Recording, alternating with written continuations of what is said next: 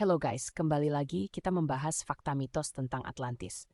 Bayangkan sebuah dunia sebelum sejarah ditulis, sebelum piramida dibangun, sebelum manusia mengenal perang besar. Di suatu masa yang sangat tua, konon pernah berdiri sebuah peradaban yang jauh melampaui zamannya. Kota itu bernama Atlantis, sebuah kerajaan agung yang tidak hanya kaya tetapi juga cerdas. Tidak hanya kuat tetapi juga bijaksana, hingga pada akhirnya kebijaksanaan itu berubah menjadi kesombongan. Inilah kisah Atlantis, kota yang ditelan laut namun jejaknya masih menghantui dunia hingga hari ini. Atlantis pertama kali dikenal dunia modern melalui tulisan filsuf Yunani Plato dalam dialog Timaeus dan Critias. Plato menyebut Atlantis sebagai sebuah pulau besar yang terletak di luar pilar Hercules yang kini diyakini sebagai Selat Gibraltar. Namun Plato juga menegaskan satu hal penting. Kisah ini bukan dongeng, melainkan warisan cerita dari peradaban kuno Mesir yang jauh lebih tua. Menurut para pendeta Mesir, Atlantis telah ada lebih dari 9.000 tahun sebelum masa Plato. Artinya, Atlantis hidup di masa ketika manusia lain masih berburu dan tinggal di gua. Atlantis adalah pusat peradaban dunia. Atlantis dibangun dengan struktur melingkar yang sempurna. Kota ini terdiri dari 3 cincin daratan dan 2 cincin air terhubung oleh kanal raksasa. Di pusat kota berdiri istana Poseidon, dewa laut yang dipercaya sebagai pelindung Atlantis. Bangunan-bangunannya dilapisi logam langka bernama orichalcum yang bersinar keemasan di bawah matahari. Teknologi Atlantis sangat maju. Energi kristal sebagai sumber daya utama, mesin pengendali cuaca, sistem transportasi air yang presisi, pengetahuan astronomi dan geometri tingkat tinggi. Rakyatnya hidup sejahtera, penyakit hampir tidak ada, usia manusia panjang. Alam dan teknologi berjalan seimbang, namun keseimbangan itu tidak abadi. Sumber kekuatan Atlantis adalah kristal energi raksasa, dipercaya mampu memusatkan energi bumi dan kosmos. Awalnya kristal digunakan untuk penyembuhan penerangan, menjaga keseimbangan alam. Namun, generasi demi generasi berlalu. Para pemimpin baru mulai melihat kristal bukan sebagai amanah. Plato menulis bahwa para dewa melihat Atlantis tidak lagi layak diselamatkan. Manusia yang awalnya setengah ilahi, keturunan dewa, telah kehilangan sifat sucinya. Saat itulah keputusan diambil. Atlantis harus dihentikan. Pada suatu malam yang tak pernah dilupakan, langit menggelap tanpa awan, bintang-bintang menghilang, tanah mulai bergetar, gempa dahsyat mengguncang seluruh pulau, gunung meletus secara bersamaan, kristal pusat, kehilangan kendali dan melepaskan energi tak terbendung. Laut terbelah, lalu bangkit. Gelombang raksasa setinggi gunung menghantam kota, bangunan runtuh, kanal pecah, istana Poseidon tenggelam. Dalam satu malam dan satu hari, Atlantis lenyap dari permukaan bumi, ditelan laut, dikubur sejarah. Tidak semua mati. Sebagian kecil pendeta dan ilmuwan telah memperkirakan kehancuran. Mereka melarikan diri membawa pengetahuan peta langit, simbol-simbol rahasia.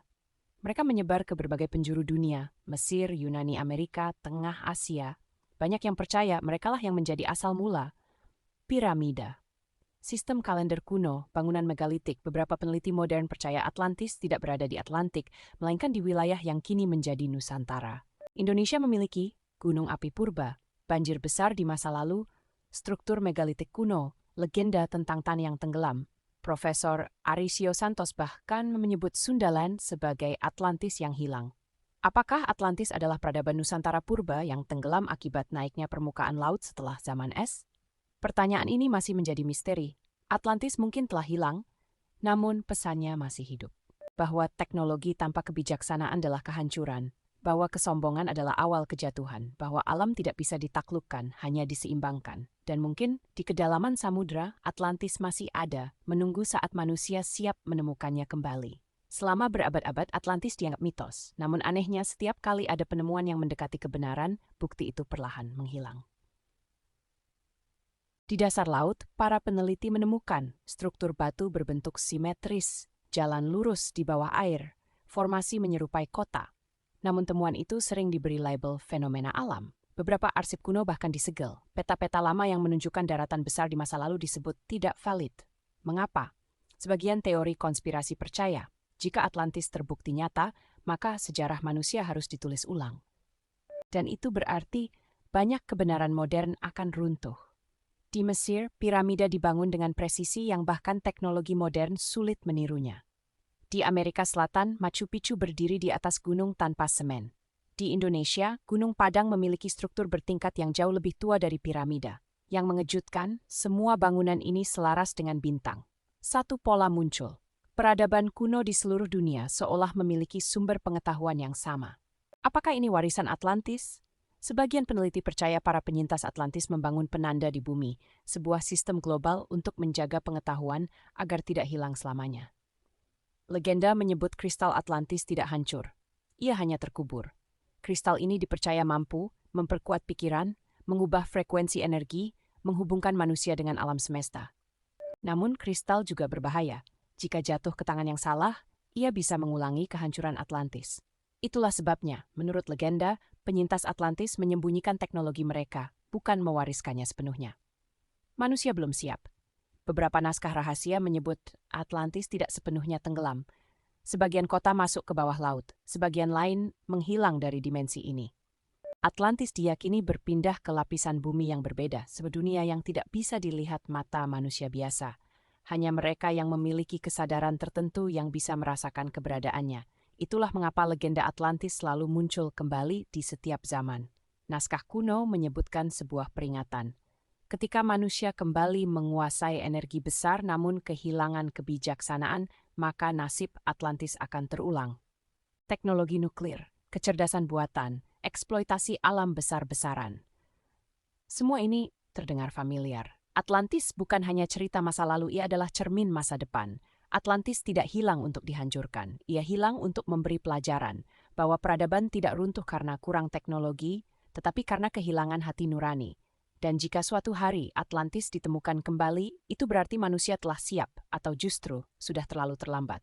Legenda terakhir tentang Atlantis menyebut satu kelompok rahasia, The Keepers of the Deep, para penjaga pengetahuan Atlantis. Mereka bukan raja, bukan ilmuwan, melainkan penyaksi kehancuran.